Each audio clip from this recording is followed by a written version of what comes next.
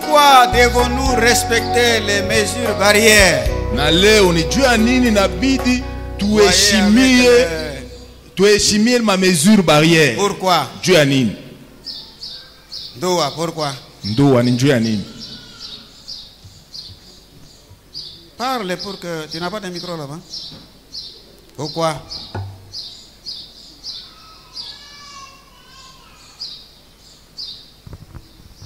Nous respectons les mesures barrières pour éviter de propager la maladie. Aussi, tushende kukabula magonjwa. Pour éviter de propager la maladie. Nindu tushende kukabula magonjwa kubengine. Et pourquoi cette propagation? Pourquoi? Quel est l'inconvénient de cette propagation? Bubaya ni nini njia kwenda kukabula magonjwa? Inalifaa nini au juste? Quelqu'un d'autre? Mtu mwingine? Toi qui as le micro. Ça fait quoi? Ni si juu ya on nini? propage cette maladie. Juu ya nini tunaogopa ile magonjwa isende kubamba bengine? Bubaya ni nini? C'est pour la mort. Hein? C'est pour la mort. C'est pour la mort. Oui. C'est pour éviter la mort, justement, n'est-ce pas? Ni juu ya kuogopa kifo. Éviter la mort. Ni juu ya kuogopa kifo. Nous allons parler de la mort aujourd'hui. Leo tutasemezea juu ya lufu. On parle rarement de ce thème. C'est quand il y a mort, on parle de la mort. Il faut parler de la mort. Parce qu'effectivement, cette maladie a fait beaucoup de morts. Nous allons parler de la mort. Et nous allons répondre à la question, qu'est-ce que la mort? Et sous trois sortes de morts. Il y a la mort physique. Il y a la mort spirituelle. Et la mort seconde ou la mort éternelle. Et donc nous allons répondre à la question, qu'est-ce que la mort physique? Qu'est-ce que la mort spirituelle? Et qu'est-ce que la mort seconde ou la mort éternelle? Avant de répondre à ces trois questions, une question prélude. D'où vient la mort? D'où vient la mort? Jonah, le technicien, d'où vient la mort? D'après toi.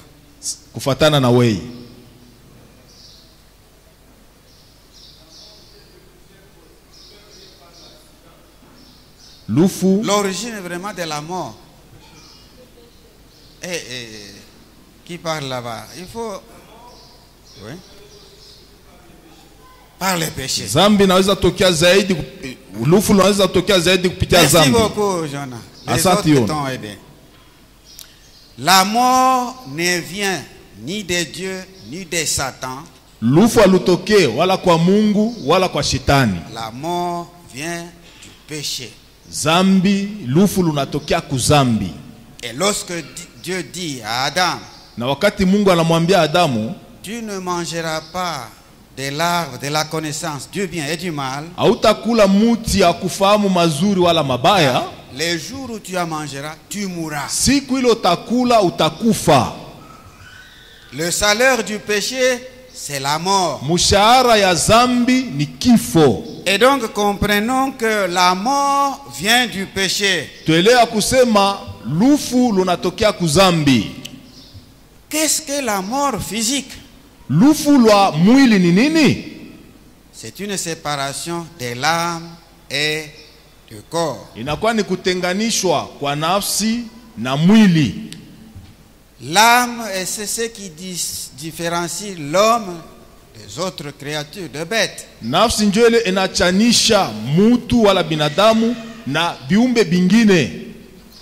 Dieu, après avoir façonné l'homme par des poussières, avec des poussières, il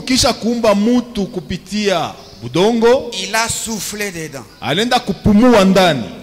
Le souffle de vie. C'est l'âme.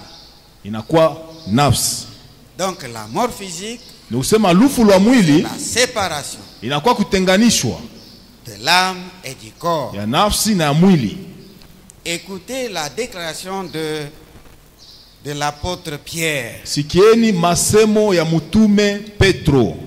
Et je regarde comme un devoir, aussi longtemps que je suis dans cette tente, Nangalia kama kazi ile wakati ningaliki muii tente, de vous tenir en éveil nipate kumikalamusha par des avertissements, kupitia car kumikalamusha. je sais que je la quitterai.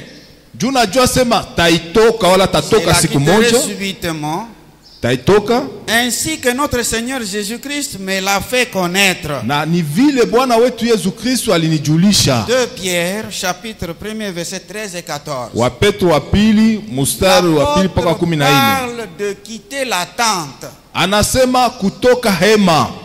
Et la tente, c'est bien notre corps. Na hema njo mwili wetu. C'est une habitation provisoire. Inakuwa ni makao ya kwa muda.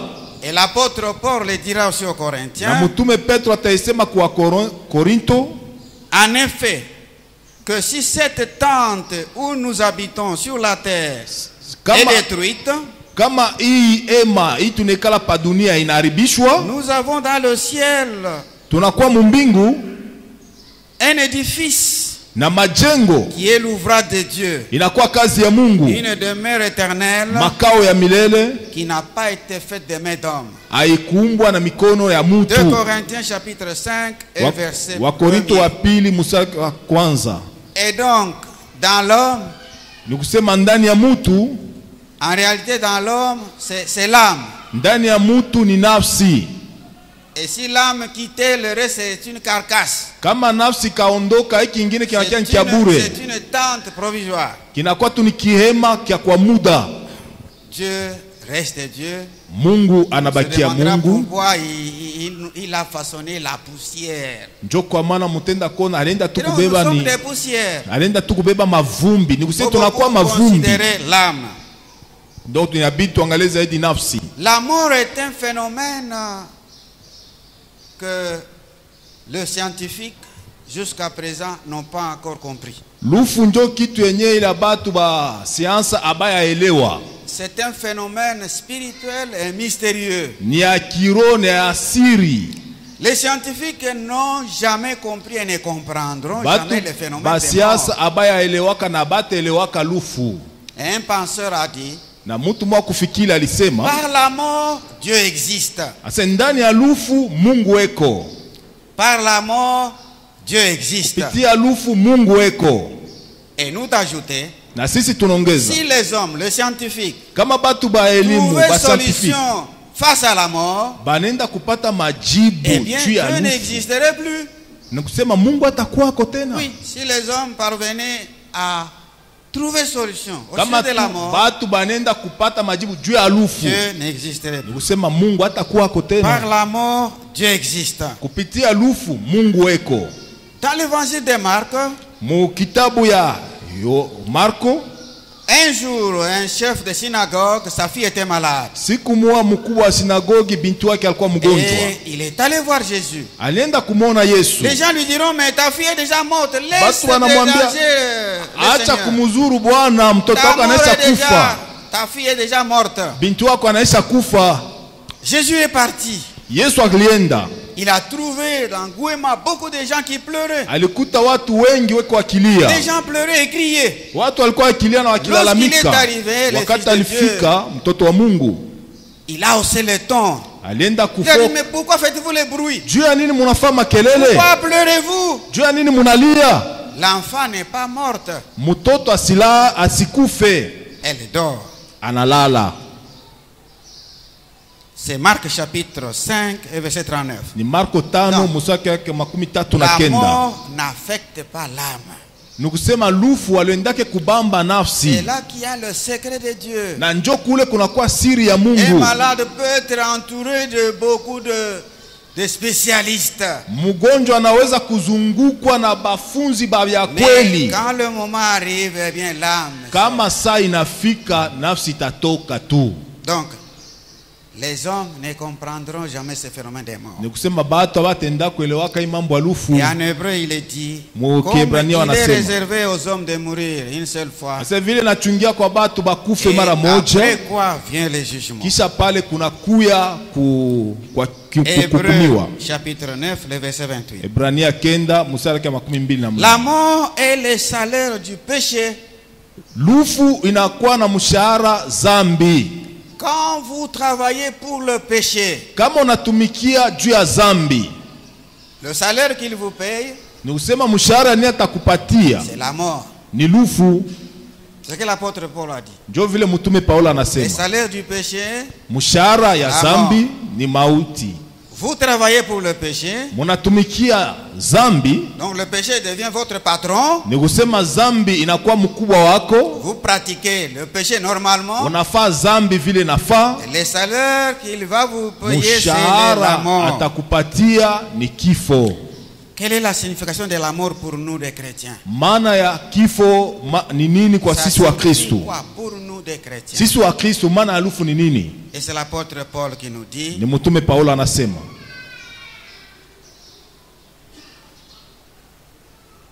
la mort a été vaincue par Christ. Ainsi que déclare l'apôtre Paul. Sachant que Christ est ressuscité des morts, ne meurt plus, la mort n'a plus de pouvoir sur lui. Christ est ressuscité des morts. La mort n'a plus de pouvoir sur lui. Romains 6, 9. Et donc si Christ a vaincu, et nous chrétiens, nous des petits Christ, nous allons se vaincre. Nous allons également ressusciter comme Christ a été ressuscité. La mort n'est pas une fin. Et c'était la philosophie des Grecs. Paul en parle dans 1 Corinthiens chapitre 15. Il est dit là-bas, mangeons et buvons, car demain nous mourrons. Cette philosophie fait voir que nous mangeons, nous buvons, nous mourrons demain et ça se termine là.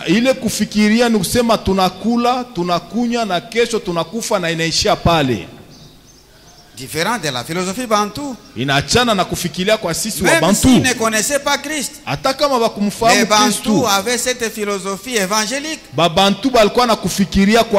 une personne meurt, savait que de l'autre côté il va vivre. Ce qui est drôle, des fois on vient avec une petite assiette, on met sur la tombe là-bas. Ya kushangaisha banakuwa na chungu banaweka qu'il va utiliser ça. Donc nos ancêtres savaient que quand on meurt, on vit encore, on continue à vivre de l'autre côté. La mort n'est pas une fin. Toujours cet homme, l'apôtre Paul, dit, nous sommes pleins de confiance et aimons mieux quitter ces corps et demeurer auprès du Seigneur. 2 Corinthiens chapitre 5 verset 8. C'est le même Paul qui dit, Christ est ma vie. Christ est ma vie et la mort m'est un gain. Philippiens chapitre 1 verset 21. Donc cet homme, l'apôtre Paul, était un homme extraordinaire. C'est le seul dans la Bible qui n'avait pas peur de la mort. Il était prêt à mourir pour être avec le Seigneur. C'est comme si Paul avait visité déjà l'endroit où la cité céleste. Parce qu'il a tellement l'assurance que s'il mourait maintenant, il va être avec le Seigneur. Il n'avait pas peur de la mort. Nous avons peur de la mort, n'est-ce pas? tunakuwa tunasikia boka ya lufu. Pourquoi nous gardons, nous respectons les mesures barrières. Joko maana tunaenda kuheshimia ile ma mesure barrière. Nous avons peur de la mort. Tunaogopa kifo. Et l'apôtre Paul n'avait pas peur de la mort. Mtume Paulo akogopaka kufa. Non. Hapana. Cet homme nous a marqué. Huyu mtu ni mtu ajabu. Il nous a laissé un héritage de l'apôtre Paul. Alituachia urithi mtume Paulo. Maintenant parlons de la mort spirituelle. Sasa lufu lwa kiroho. Qu'est-ce que la mort spirituelle? Lufu lwa kiroho ni nini? C'est la séparation entre l'homme et Dieu. Ni kutenganishwa kwa mtu na Mungu. État sans Dieu. Na kuya bila Mungu. Et lorsqu'en Genèse Dieu dit, na wakati mwanzo wanasema Mungu anasema, Mungu anamwambia Musa, tu ne mangeras pas de l'arbre de la connaissance du bien et du mal. Hautakula muti ya ufahamu wa mzuri na mabaya. Ah, le jour où tu en mangeras, kwa maana siku ile utakula utakufa. Le jour où Adam et Ève mangèrent de cet arbre, ile siku Adam na Hawa walikula ile muti, ils mourirent d'abord spirituellement. Bakakufa mbele kwa kiroho. Séparés de Dieu. Bakatenganishwa na Mungu. La communion avec Dieu rompue. Ushiriki na Mungu inakatika. Ils mourirent d'abord spirituellement. Balikufa kwanza kwa kiroho. Et sur le plan physique, na kwa kimwili, les virus des morts les avaient atteints. Ni usema ile kilulu ya lufu ilibabamba. Oui. Ndio. Ils moururent spirituellement, séparés de Dieu. Balikufa mukiro bakitenganishwa na Mungu, ushiriki na Mungu na katika la kwa kimwili. Les avaient atteints. Ile kilulu ilibabamba. Pour comprendre ce que nous voulons dire par les virus qui les avaient atteints. Jua kuelewa ile kilulu ilibabamba. Prenons l'exemple d'une branche d'un arbre. Tubebe mfano ya muti fulani. Matawi fulani. On coupe une branche banakata litawi de son tronc. Banakata kumuti. Cette branche ne va pas sécher sur place. Litawi haitakauka paka pale banakata. Non. Hapana.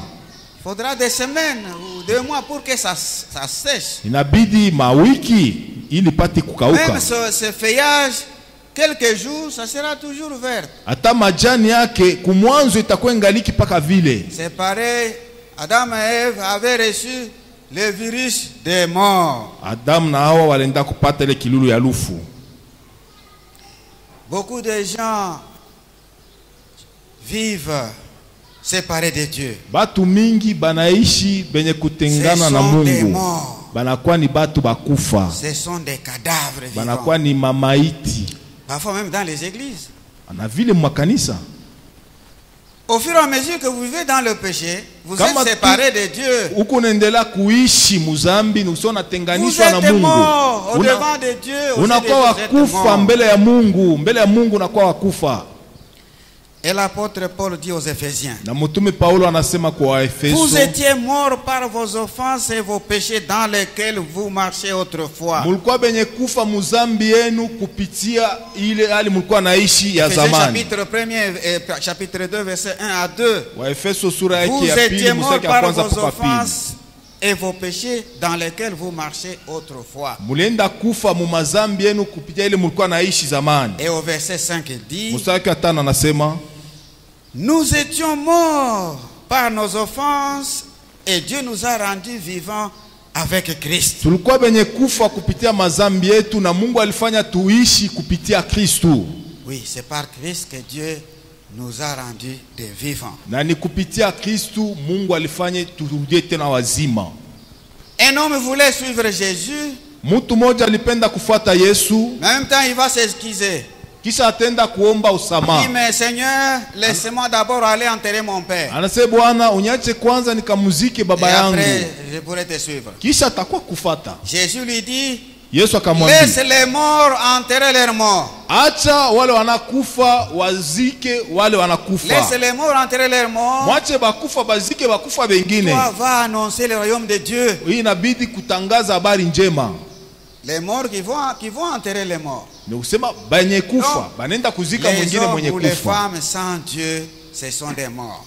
ni kusema mutu mwanaume wala mwanamke bila Mungu. Et c'est dans Luc chapitre 9 verset 59 à 60. Ni muruka kenda musaka 10. Vous vivez sans Dieu, vous êtes mort, vous êtes cadavre. Kama unaishi bila Mungu unakuwa wakufa, unakuwa maiti. Vous êtes là mon frère et ma sœur. Unakuwa pale dada yangu, ndugu yangu. Vous n'avez jamais pris la décision d'inviter Christ dans votre vie. Auya bebaka mupango kumpokea Yesu mu maisha yenu. Mujua sema unakuwa bakufa. Et si vous mourrez, na kama unakufa, vous allez subir la mort la plus terrible que nous allons voir maintenant. Tenda sasa kujua lufu lwa kupita lwa lubaya ile tutaona sasa. La seconde mort. Ndio lufu lwa milele. Mais ce qui est intéressant pour les morts spirituels, ile na kwa ya muhimu njoo ile lufu ya kiroho, ils peuvent changer leur situation. Ni usema banaweza kubadilisha hali yao. Ils peuvent changer leur état. Banaweza kubadilisha hali yao. Des morts aux vivants. Ya kusema alikuwa wakufa anakuwa mzima. Il suffit d'accepter Jésus-Christ comme Seigneur. Inabidi kumpokea Yesu Kristo kama Bwana na Mwokozi wako na unabadilika. On était mort, on devient vivant. Ulikuwa wakufa na unakuwa mzima. On devient même enfant de Dieu. Na unakuwa mtoto wa Mungu. Né de nouveau. Unazalikwa upya. Donc si vous êtes mort spirituellement, kama unakuwa wakufa wa kimwili, vous avez la possibilité de changer votre état. Nusu unakuwa na uwezaji wa kubadilisha hali yako. Enfin, mwisho, la mort seconde ou la seconde mort, la mort éternelle. La pili kama lufu la milele. Qu'est-ce que la mort seconde? Lufu la pili ni nini? C'est l'état, le temps de feu ou le lac de feu. Ni usema ni ile bahari ya moto. C'est le lieu de tourment atroce. Ni fasi ya mateso ya nguvu. Vous connaissez l'histoire dans Luc 16. Munajua historia Luka 16. De cet homme riche et Lazare. Na huyu mtu mtajiri na Lazaro. Vous connaissez l'histoire. Munajua hadithi. Comment cet homme pleurait. Namna gani huyu mtu alikuwa akilia. Et il voulait même avoir, disons qu'il avait pitié de ses frères pour qu'ils ne viennent pas là-bas. Alienda kusikilia huruma wa ndugu yake ili wasikuye kule yeko. C'est cela la seconde mort. Ile ndio lufu lwa pili. C'est la mort la plus terrible. Ndio lufu lwa lubaya kubyote. C'est la mort qu'il faut craindre. Ndio lufu lule inabidi kuogopa. Et si nous servons le Seigneur jour et nuit, na kama tunamtumikia Mungu busiku na mchana, on était jeunes, on vieillit. Tulikuwa bijana sasa tunazeka. Pour éviter cette mort là. Njoo kuepuka ile lufu. C'est pour éviter cette mort. Njoo kuepuka ile lufu. Elle est terrible. Inakuwa ya mubaya kabisa. Dans l'évangile de Jean, il est écrit. Mwinjili ya Yohana inaandikwa. Jésus leur dit encore. Yesu akawaambia tena. Je m'en vais. Naenda. Et vous me chercherez. Na mutanitafuta. Et vous mourrez dans votre péché. Na mutakufa muzambi yenu. Vous ne pouvez venir où je vais. Na amutaweza kuya kule mimi naenda. Jean chapitre 8 verset 21. Yohane 8 mstari wa 21. Donc, condamné à perpétuité. Ni kusema unahukumiwa kwa milele. On ne saura pas être là où le Seigneur Jésus sera. Hautaweza kuya kule Bwana Yesu atakuya. Mais aux enfants de Dieu, kwa watoto ya Mungu, le Seigneur a fait une promesse excellente. Bwana alifanya ahadi moja mzuri kabisa. Il y a plusieurs demeures dans la maison de mon père. Sasa kuna kwa makao mingi ndani ya nyumba ya babangu. Si cela n'était, je vous l'aurais dit. Kama ingekuwa ko ningemiambia. Je m'en vais chercher une place. Préparer une place. Tengenezea fasi. Et lorsque je m'en serai allé, na wakati mitaenda, que je vous aurai préparé une place, tamitengenezea fasi. Je reviendrai. Tarudia. Je vous prendrai avec moi. Temibeba pamoja na mimi. Et là où je suis, na kwenye na vous y soyez aussi. Na mwe mutakuya ako. Il y a une doctrine d'une secte que nous ne citons pas. Kuna kuya ba secte ingine nya tutaye. Qui enseigne qu'on ne sera pas au ciel. Inafundisha kusema itakuwa ni mbinguni. Dites-lui, d'accord, mais moi je serai là où Jésus-Christ est. Mwambie ndio, lakini mimi nitakuwa kwenye Yesu yatakuwa. Parce que vous parlez du ciel, il n'y aura pas de ciel. Il n'y aura pas de gens qui vont vivre au ciel. Kama mnasema mbingu hakutakuwa watu wataishi mbinguni.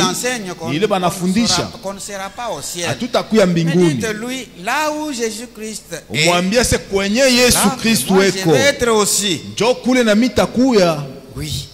Une promesse excellente. Ahadi ya mzuri kabisa. C'est dans Jean 14 à partir du verset 1er. Yohane 14 kuanzia mstari wa kwanza. Le Seigneur est allé nous préparer une place. Bwana alienda kututengenezea fasi. Un ingénieur, constructeur, architecte formidable. Mufundi mwa wa majengo wa ajabu. Et dans l'Apocalypse, il est dit, na mufunuo imeandikwa, mais pour les lâches, kwa mwe babule, les incrédules, basio kuamini, les abominables, batu ba mafama chukuzi, les meurtriers, bauaji, les débauchés, basharati ou les immoraux, batu basharati, les magiciens, batu les bachao, idolâtres, baabudu sanamu, et tous les menteurs, na badanganyifu leur bote, part fasi yabo sera dans le temps où lac de feu itakuwa kule kubari za moto et des soufres, na kuna kwa moto, ce qui est la seconde mort. na njo ile nakuya lufu lwa pili. Apocalypse 21 verset 8. Ufunuo 21 mstari wa kwanza. Étant de feu, fasi ya moto, ce qui est la seconde mort. njo inakuwa lufu lwa pili. Et donc les pécheurs, Nusema wafanya zambi ils meurent physiquement, wanakufa kwa ils kimwili, vont subir encore la seconde mort, na batakufa tena mara ya pili, la plus terrible. njo ya mubaya kabisa. C'est cette mort qu'il faut craindre, bien Njo aimé. ile lufu inabidi kuogopa wapendwa. Et Jésus, pour souligner la gravité de ces lieux, Na Yesu njo kuonesha sele fasi ni il dit fasi ya mubaya.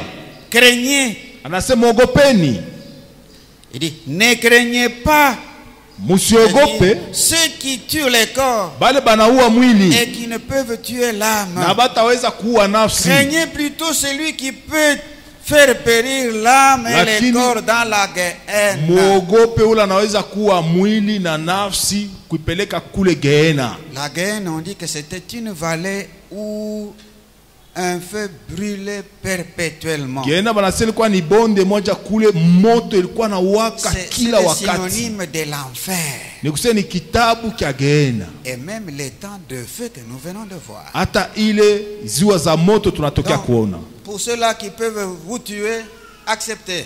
Kuku batu wanaweza kumiua, haina mambo, mwitike. Vous savez que lors de persécutions, il y en a des chrétiens qui s'amenaient eux-mêmes. Mnajua wakati ya mateso ya kuwa wa Kristu, Je suis là. kuna kwa wa Kristu wenye Et on coupe la tête. ye peke lanzo ndio ujipeleka, mimi niko Mkristu Vous na êtes barakata rassuré kichwa. que effectivement on sera avec le Seigneur. Juba alikuwa anahakikisha usema atakuwa na Bwana. Donc il faut craindre. Ule inabidi kuogopa.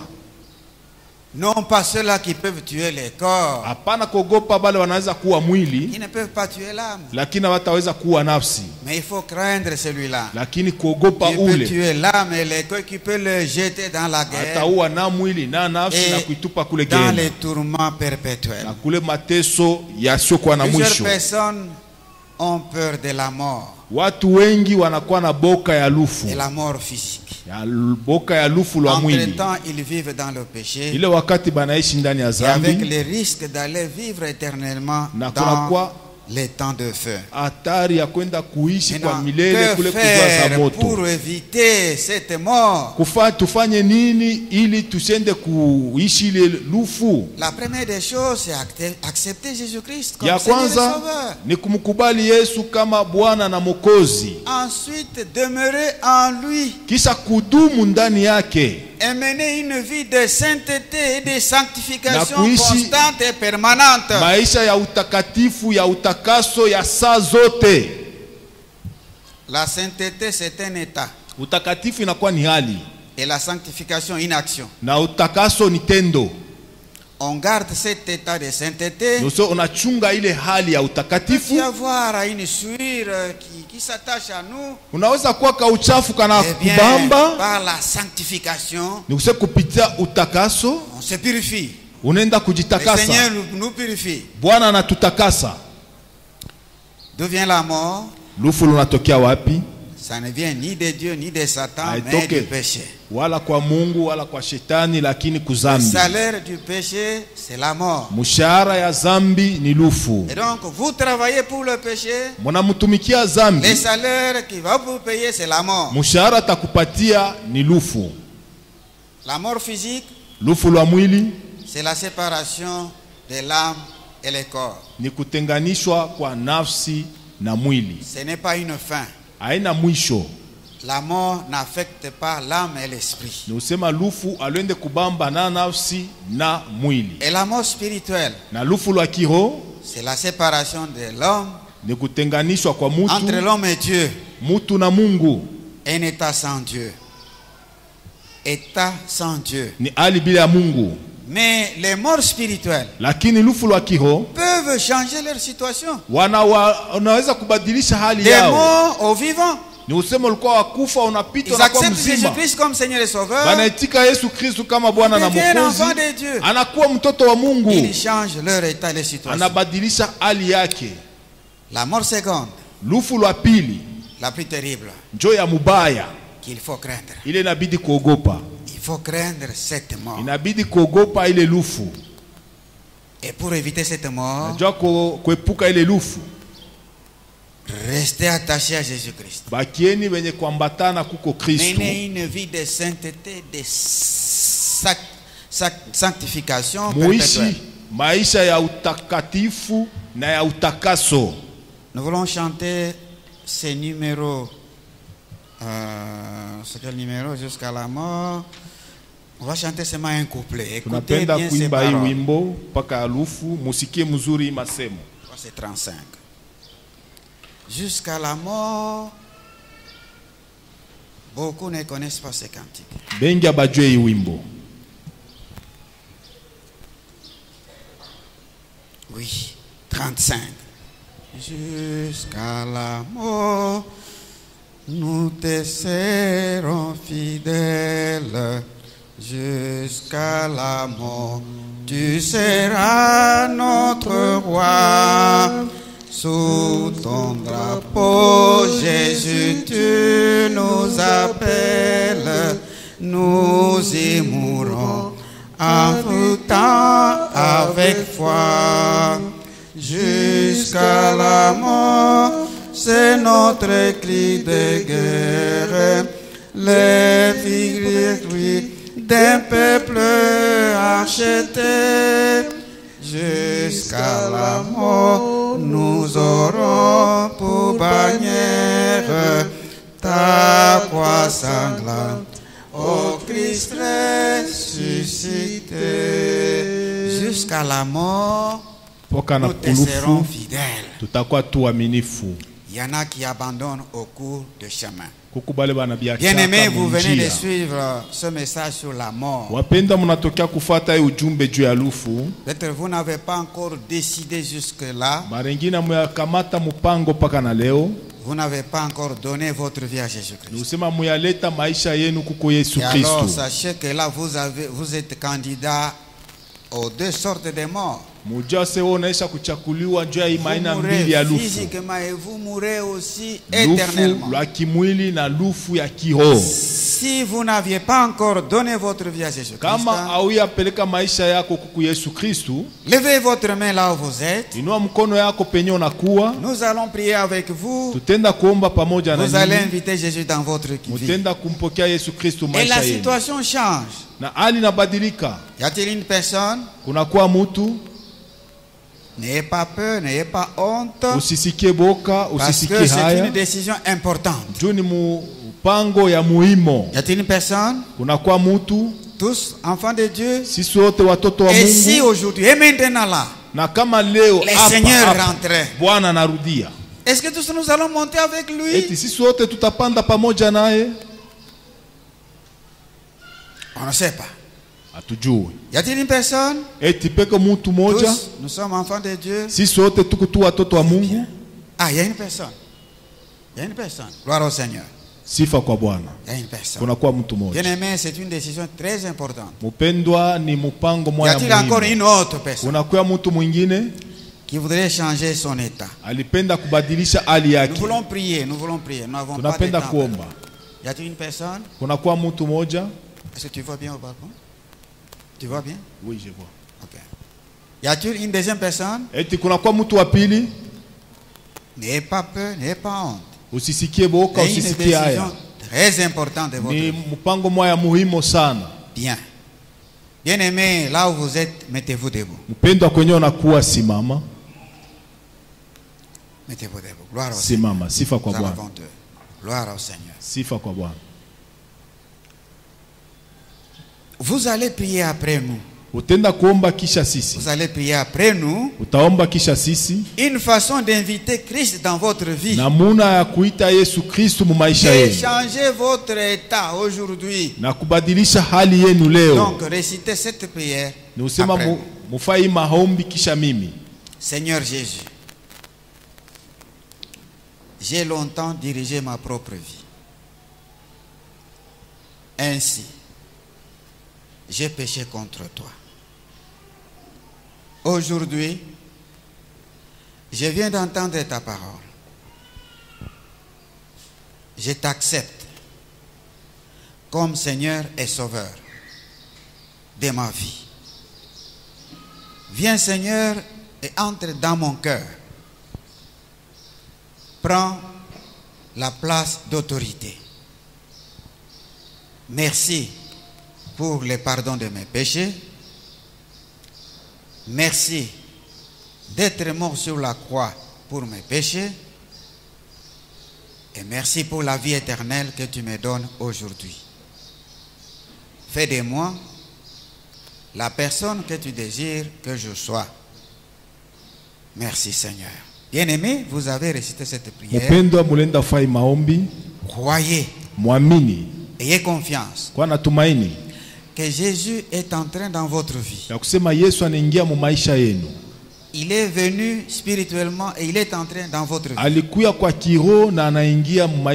Parce qu'il a promis. Il a dit, voici, je me tiens à la porte et je frappe. Si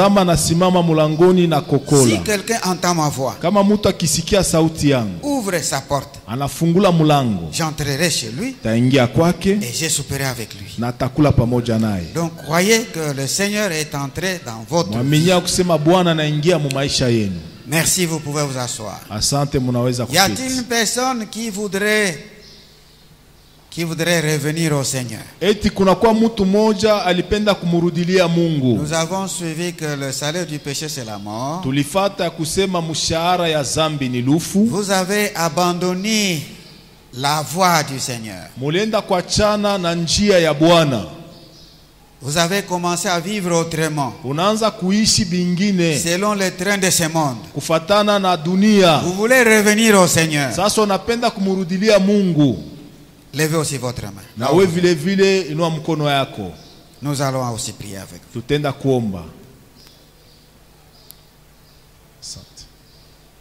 Y a-t-il une personne? Gloire au Seigneur.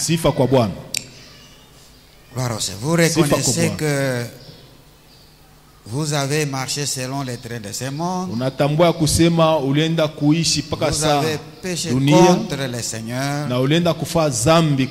Vous voulez revenir. Et vous debout là où vous êtes, nous allons prier avec vous. Nous voulons prier. Gloire au Seigneur. Bien-aimé, il est dit, lorsque tu entends sa voix, n'endurcissez pas le cœur. Parce qu'on ne sait jamais. Et peut-être à la sortie d'ici, il y a la mort. Je dirais, mais les pasteurs avaient même fait l'appel. Qui voudrait encore réparer avec nous. Se mettre debout, nous voulons prier. Nous te rendons gloire et louange, notre Dieu.